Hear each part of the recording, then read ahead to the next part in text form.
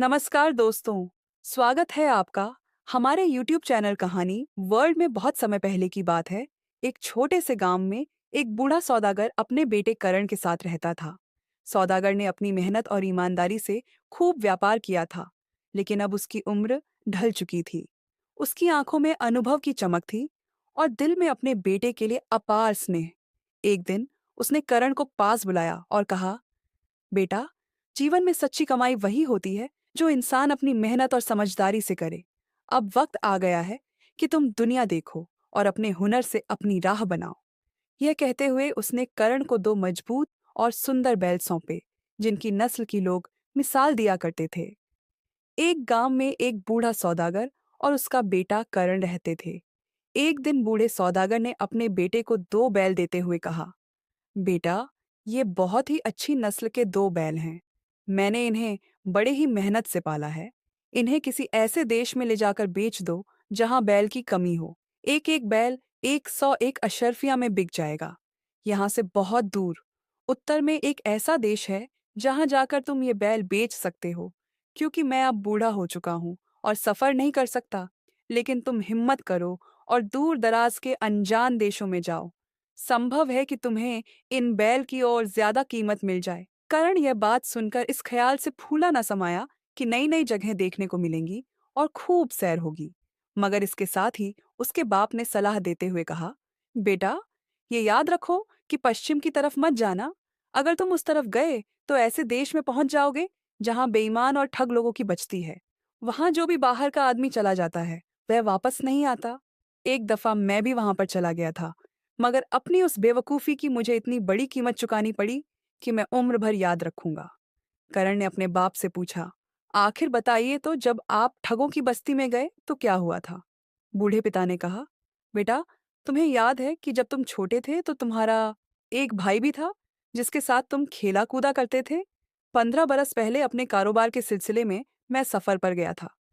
तब तुम्हारे भाई को भी अपने साथ ले गया था।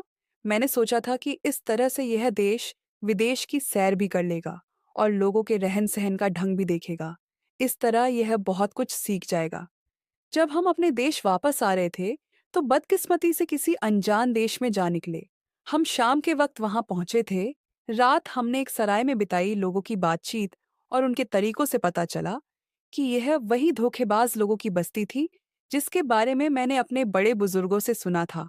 अब मुझे फिक्र होने लगी कि जल्द से जल्द यहाँ से निकल जाना चाहिए। सुबह सवेरे जब मैं सराय के मालिक को किराया वगैरह दे रहा था तो मैंने देखा कि सराय के मालिक का भाई रोता पीटता अपनी किस्मत को कोसता हुआ चला आ रहा था। उसने बताया कि वहां उसके घर में मरा हुआ बच्चा पैदा हुआ है और यह सब मेरी वजह से हुआ है। यह सुनकर मेरे पैरों तले से जमीन खिसक गई। उस आदमी का कहना था कि जब मैं शाम को अपने घोड़े से उतरा तो बहुत जोर जोर से हाँफ रहा था। एक मच्छर जो उड़कर सराय से बाहर निकल रहा था, मेरी सांस के जोर से उड़ी सेच कर जगह चला गया जहां उसकी बीवी बैठी हुई थी, जो बच्चा पैदा करने वाली थी। उसकी नाक में वह मच्छर घुस गया और इसी वजह से उसे जोर से छींक आई। छींक के कारण उसका बच्चा पेट में ही मर गया। देखते ही देखते वहां लोग इकट्ठा हो गए और हर कोई उसी आदमी की तरफदारी कर रहा था। भीड़ ने मुझ पर इल्जाम लगाया कि मैं ही उसके बच्चे की मौत का जिम्मेदार हूं। इस सजा में उन्होंने मुझसे मेरा बेटा छीन लिया। यह सुनकर मेरे होश उड़ गए। दिल पर पत्थर रखकर मैं वहां से लौट आया। मेरा बेटा अब भी उन्हीं लोगों के कब्जे में है और उनकी गुलामी कर रहा होगा। तुम्हारे भाई की गर्दन पर एक तिल का निशान है जो बिल्कुल चांद जैसा दिखाई देता है। पूरी कहानी सुनाने के बाद बूढ़ा बाप रोने लगा। करण को अपने बाप की ये हालत देखकर बहुत दुख हुआ। इसीलिए करण ने अपने बाप को विश्वास दिलाया, आप यकीन कीजिए बाबा, मैं ठगों की बस्ती में हरगिज कदम नहीं रखूंगा। इसके बाद कर्ण दोनों बैल को लेकर दूर दराज के देश में सफर पर रवाना हो गया। कुछ दिन के बाद वह एक नदी के किनारे पहुंचा। इस वक्त नदी में बाढ़ आई हुई थी, इसीलिए नाव वाले ने अपनी छोटी सी कश्ती में अर्जुन के दोनों बैल को ले जाने से इनकार कर दिया। नाव वाला कहने लगा, तुम अगर पश्चिम की तरफ चले जाओ तो वहां पर तुम्हें कोई ना कोई मजबूत कश्ती वाला मिल जाएगा। इस तरह कोई नाव तुम्हें नदी पार करवा देगी। जैसे ही कर्ण पश्चिम की तरफ चला, अचानक जोर की आंधी चलने लगी। कर्ण ने छुपने की जगह ढूंढने की कोशिश की, मगर उसे सिर छुपाने की जगह नहीं मिली। वह एक पहाड़ की तरफ चलने लगा। अपने बैल के साथ वह बड़ी ही मुश्किल से पहाड़ पर चढ़ गया। इस वक्त आंधी का जोर कुछ कम हो चुका था। करण ने देखा कि क्योंकि वह पश्चिम में काफी आगे तक आ गया था, उसे ख्याल आया कि शायद यह वही ठगों की बस्ती है। उसने सोचा कि वापस चला जाए। तभी उसके मन में दूसरा विचार आया, जरा देखा तो जाए कि वह अजीबोगरीब बस्ती जिसकी कहानियां मैंने सुनी हैं, वह कैसी है और वहां कैसे लोग रहते हैं। वह पहाड़ के किनारे से झुककर नीचे देख रहा था कि अचानक एक पत्थर खिसक गया और करण लुढ़कते लुढ़कते उसी गांव में आ गिरा। उसके बैल भी सरपट दौड़ते हुए उसके पास पहुंच गए। सामने से एक बूढ़ा आदमी आ रहा था। उसने अर्जुन को गिरते हुए देखा तो तुरंत उसके करीब आ गया। करण ने कपड़े झाड़कर जल्दी से उठने की कोशिश की। उसे ज्यादा चोट नहीं आई थी। उसने देखा कि बूढ़ा आदमी उसकी तरफ बहुत गौर से देख रहा है। बूढ़े आदमी ने करण से पूछा, बेटा, तुम्हें कोई चोट तो नहीं आई? करण ने दिल ही दिल में सोचा, अच्छा, इस बस्ती में ऐसे नेक लोग भी रहते हैं जो दूसरों को तकलीफ में देखकर उनका हालचाल पूछते हैं। करण अभी यह सब सोच ही रहा था कि वह बूढ़े का शुक्रिया अदा करे। तभी बूढ़े ने रोना पीटना शुरू कर दिया।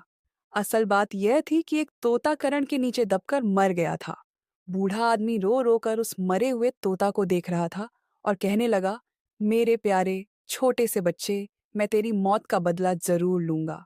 उसके रोने पीटने की आवाज सुनकर बहुत से लोग वहां पर आ गए।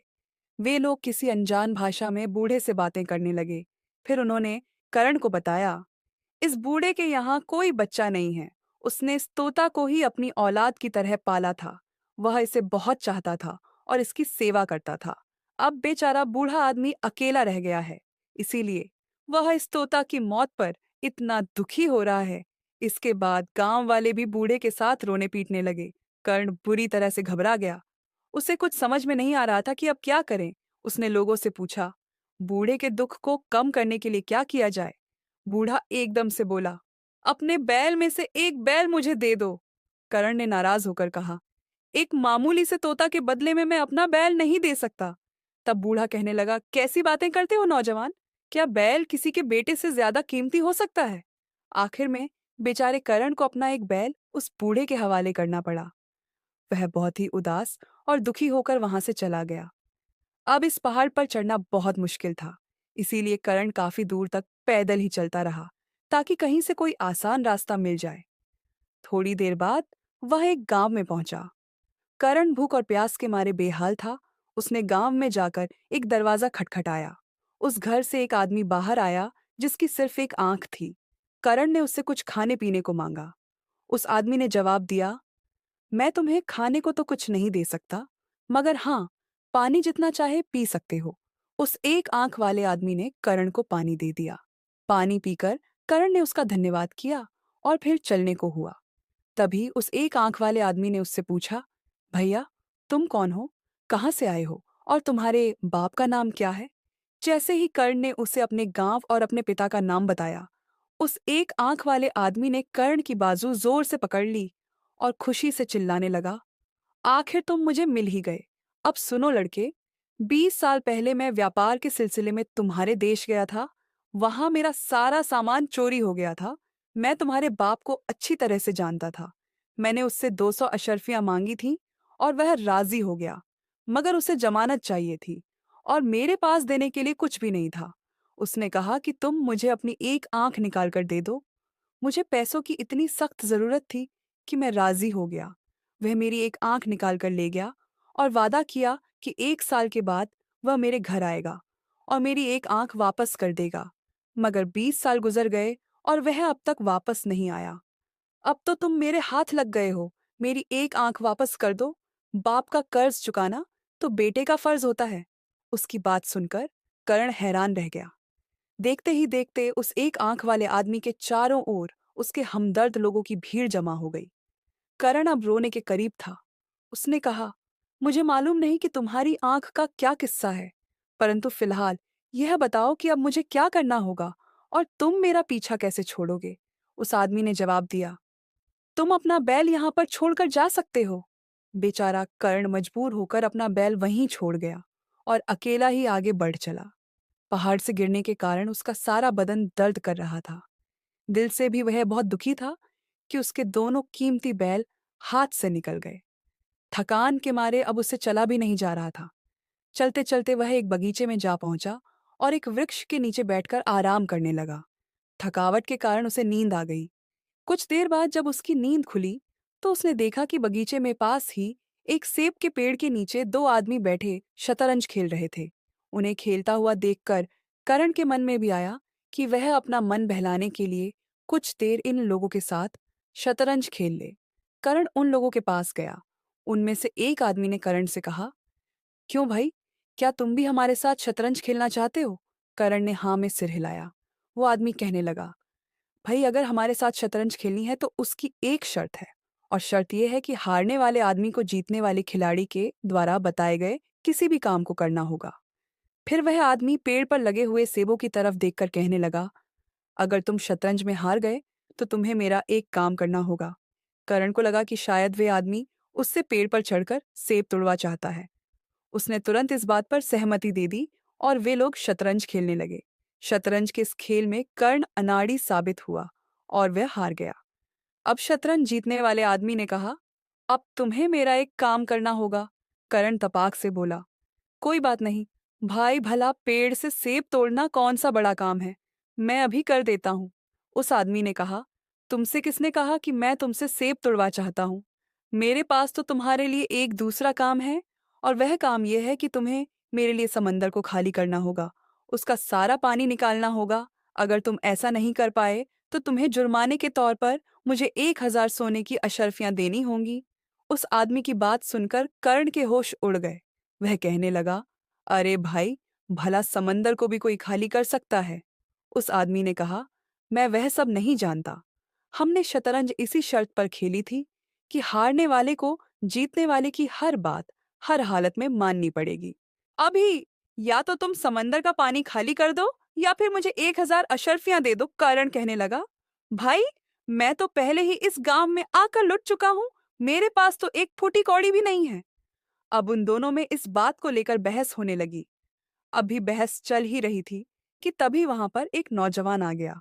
उसने करण को रोते हुए देखा तो रुककर पूछने लगा, क्या हुआ भाई, तुम रो क्यों रहे हो? आखिर ये सब क्या मामला है? लेकिन कर्ण ने उसकी बात का कोई जवाब नहीं दिया। अब वह इस गांव के किसी भी आदमी से बात नहीं करना चाहता था। उसे डर था कि कहीं वह किसी नई मुसीबत में ना फंस जाए। परंतु वह अजनबी नौजवान करण से बार बार पूछने लगा। देखने में वह एक भला इंसान मालूम पड़ता था। आखिरकार करण ने उस नौजवान को बताया कि किस तरह से उसके दोनों बैल उसके हाथ से निकल गए, और अब यह आदमी उसे शतरंज में हराकर 1,000 अशर्फियां ऐंठना चाहता है।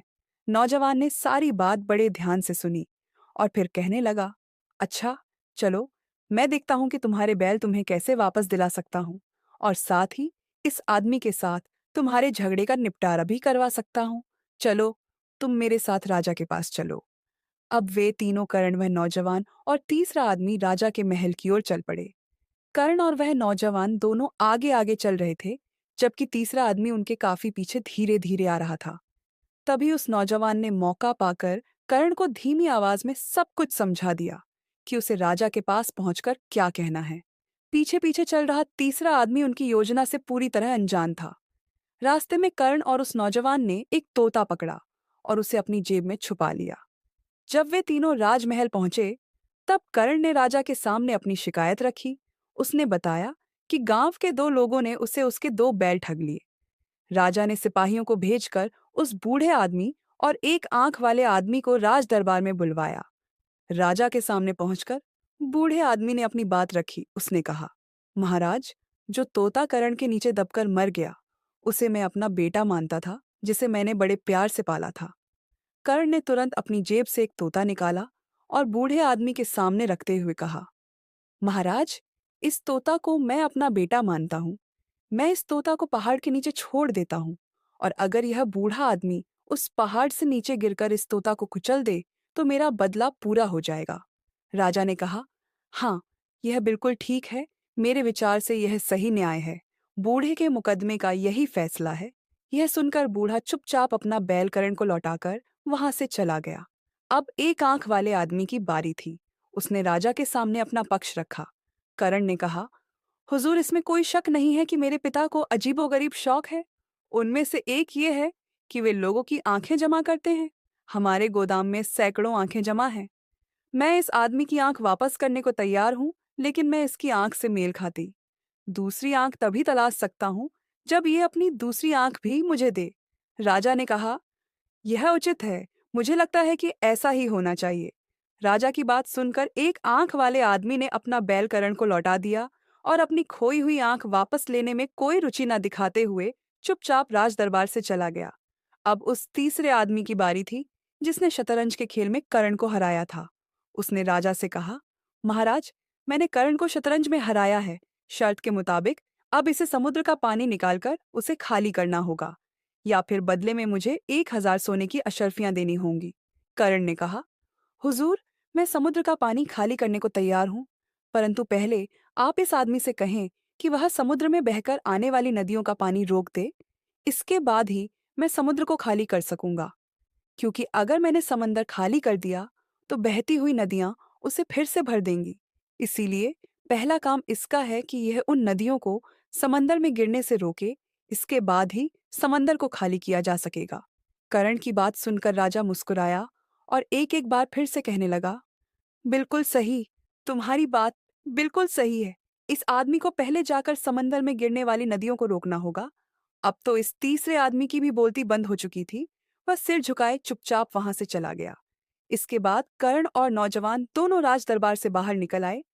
तब नौजवान ने कहा कि भाई, मैं तुम्हें इस बस्ती के बाहर तक छोड़कर आता हूं, ताकि अब तुम्हें कोई और बेईमान बना सके। इस तरह से वे दोनों बैल के साथ पैदल चलने लगे। चलते चलते करण की नजर अचानक उस नौजवान की गर्दन पर पड़ी, तो उसकी गर्दन पर वही तिल का निशान था, जो बिल्कुल चांद की तरह नजर आता था। अब करण को यह पता चल चुका था कि यह नौजवान कोई और नहीं, बल्कि इसका खोया हुआ भाई है। यह देखते ही करण ने अपने भाई को गले से लगा लिया। करण के भाई ने उसे बताया कि वह ठग और उसकी बीवी, जिन्होंने उसे अपना गुलाम बनाया था, वे अब मर चुके हैं, और तब से वह बेचारा इसी मौके में है कि कैसे इस शहर से बाहर निकल सके।